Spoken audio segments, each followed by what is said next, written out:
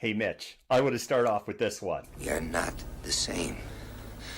I'm an American. You're a sick asshole. You better believe it, Mitch. So Mitch McConnell tonight, what's the story here behind Mitch? There hasn't been a second stimulus package passed in the United States since the CARES Act, so ironically named CARES Act, was passed in the spring of 2020.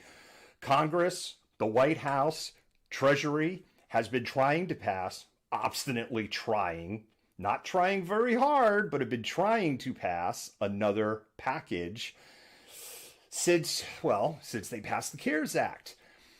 And there's been disagreements on both sides. Basically, Mitch McConnell, the Senate Majority Leader, has been stonewalling any progress because he wants complete immunity to corporate liability for any deaths or illnesses related to COVID for people at work. Now, you may sit here and be going, well, I don't care about that because that doesn't impact me. It may not impact you today, but it could impact you tomorrow. See, here's the thing. The people that this is really going to impact right out of the gate is people that are in CPG and food manufacturing, consumer packaged goods and food manufacturing. These areas have been hotbeds of COVID spread. And if you take away and give blanket immunity to the corporations for this, you have essentially gutted over 110 years on progress on workplace safety in a stroke of a pen. Because it's COVID today. But then who's to say it doesn't become AIDS, or it doesn't become some other communicable disease, or it doesn't become, because the door is now cracked open, other issues in unsafe work environments, say like inhaling chemicals or inhaling smoke or being exposed to toxic substances. Because now you have created the door to systematically start gutting OSHA and protections that were established by the Teddy Roosevelt administration. No, not the World War II Roosevelt, the going up San Juan Hill Rough Riders, where we get the name Teddy Bear from, Teddy Roosevelt, because he was the individual, Republican, by the way, he's a very fascinating person in U.S. history. He is the individual that gave us the National Park Service. He is the individual that took on like Standard Oil and U.S. Steel and broke them up into itty bitty pieces. He is the individual that gave us workplace safety. He is the foundation of OSHA, really comes all the way back to Teddy Roosevelt. And this is really just an attempt to gut this and to decrease workplace safety. And you may be going, well, I'm not a factory worker.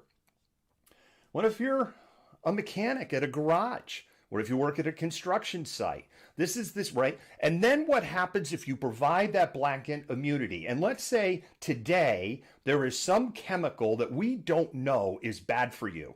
And you're in construction and you're inhaling or getting exposed to that chemical. And 20 years from now, people are dropping dead from leukemia or stomach cancer or lung cancer or from melanomas because of the contact that they got on there. Who is it to say that then some politician doesn't go, well, there was blanket immunity for workplace illness for this, so this should also apply in legal principle. The bottom line is this. Mitch McConnell is not going to let anything pass. It doesn't matter that 853,000 Americans filed for unemployment last week. The reality is that the job growth that has been going on in this country has ground to a halt. At 853,000 people applying for unemployment last week, if anything, the numbers are now going backwards. We are losing jobs. The other thing we know, because this came out, the Trump administration's been cooking the books on the unemployment numbers, which is mind-blowing, and it is mind-blowing that this is not getting the coverage that it deserves. Here's a couple of things that happen. If the CARES Act is allowed to expire on December 31, millions of Americans will be kicked off of unemployment. Well, so what? Because by the U3 unemployment number, they'll no longer count. So what will happen is, come the January unemployment numbers, they will look very rosy because you kicked millions of people off of unemployment, even though they're still unemployed. Then come February, the numbers will look terrible. Who's going to be president in February? Oh, that's right, Joe Biden. So we're already setting up to make everything Joe Biden's fault on January 20th at 12:01 p.m. That's number one. Here's the number two part of this, and this ties back to Red House.